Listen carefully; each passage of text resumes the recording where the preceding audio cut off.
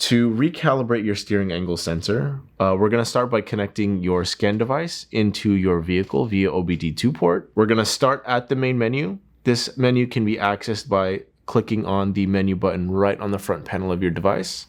The option that we're going to select is Service Reset, which is the first option. We are going to click Enter. On the Service Reset menu, we're going to select the third option, which is the Steering Angle Sensor Calibration, and we're going to select Enter.